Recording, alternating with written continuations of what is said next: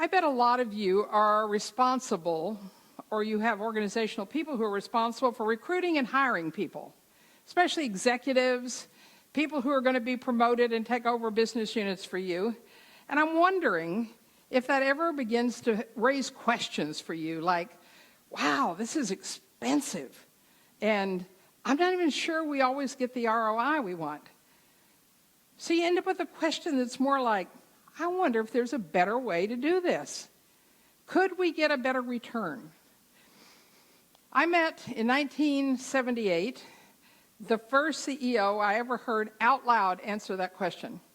I was sitting in the personnel office of Apple Computer, which was brand new. It had just incorporated. And I'm sitting in the office waiting for the personnel manager to come in so I can tell her about this great new program I have at San Jose State University that's going to educate their engineers and their creative people in all the business acumen they need. And in walks Steve Jobs. I knew what he looked like. I knew who he was. And I'm, trying to figure out what I'm doing. No one else has come into this office yet. I've just been placed here. There's no receptionist. And he turns to me and he looks and he says, "Where's Sue?" I knew who Sue was, but I said, well, I'm sure she'll be back soon because I'm waiting to tell her about this program I have at San Jose State University, which is going to work with your brilliant engineers and the creative folks you have here and give them the business acumen to be able to grow your business. He now turned facing me completely. He'd been at an angle, and he said, "Can you teach them to think like a CEO?" I had the experience of time slowing down. I'm sure you've had that experience before, where all of a sudden, you're being asked a question you don't have an immediate answer to, and that's hard for me because I'm quick on my feet. And I'm watching him, and as I stand and watch him, I realize what a lonely person he must be. Standing in a place, and must be frustrated all the time. People who cannot understand what he's thinking, how he's thinking. He doesn't have thinking partners. He doesn't have co-creators. And he's just asked me the question that has been driving him crazy. Can I teach people to think like a CEO? Not to come up with the same answers he does, but to think like one. I'm now beginning to notice that he is staring at me for a long time, and he's waiting. And I find myself saying, I want to do that for him. I think that's what this new program is about, but I realize suddenly I haven't said it out loud. And as he's watching and watching, I said to him, yes, we can do that.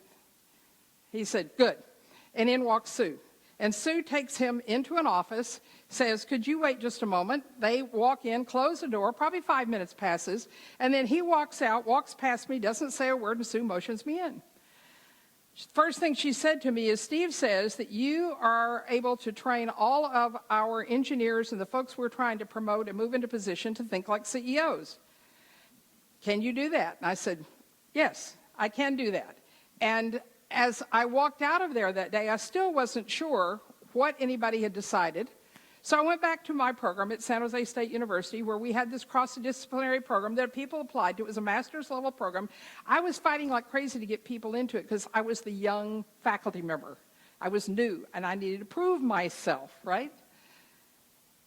2 weeks later, we got applications for 12 folks from Apple.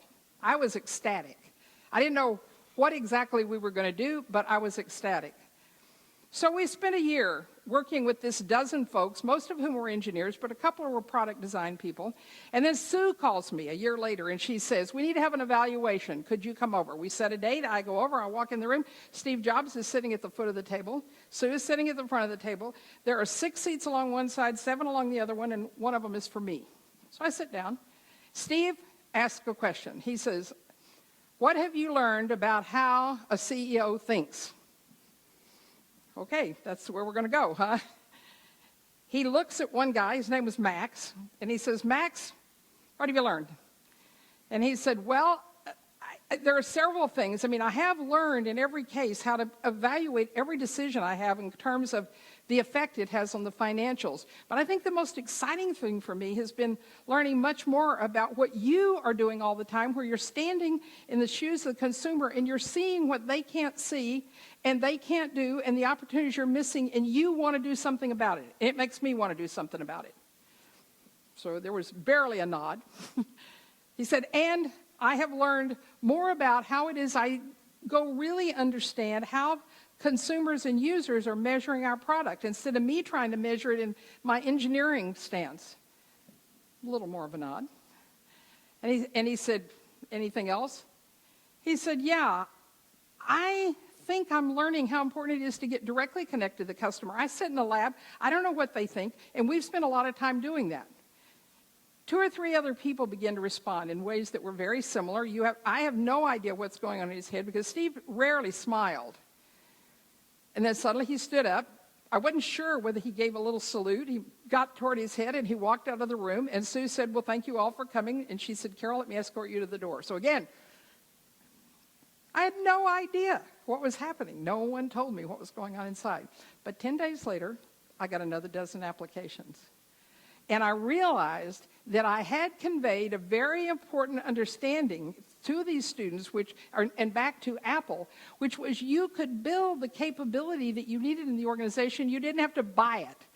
That question you have about the difficulty of going through the interviews, the money it takes, the exhaustion of knowing whether they'll even stay, did not have to be a pervasive part of your business. We continued on for a bit. After 4 years, unfortunately, in a lot of ways, that program was canceled. It was an experimental program, but I loved it. And I felt like what we were really doing was working on this idea of building ableness, not buying it.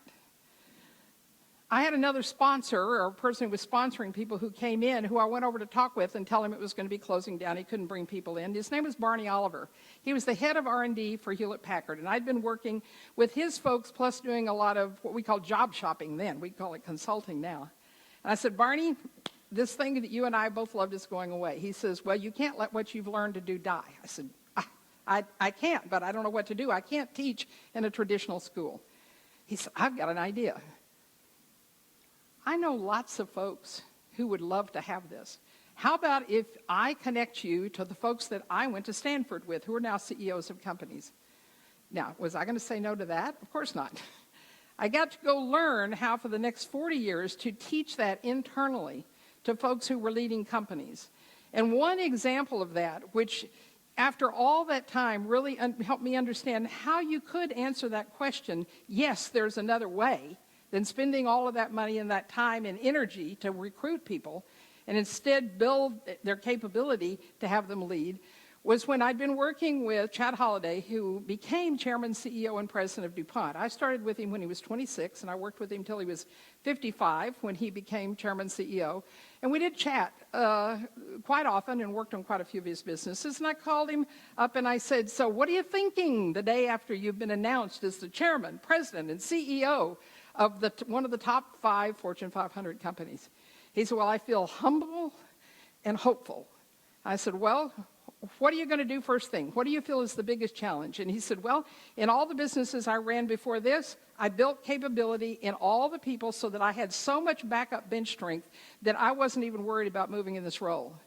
Now I get to do that again for everybody who reports to me in the new role.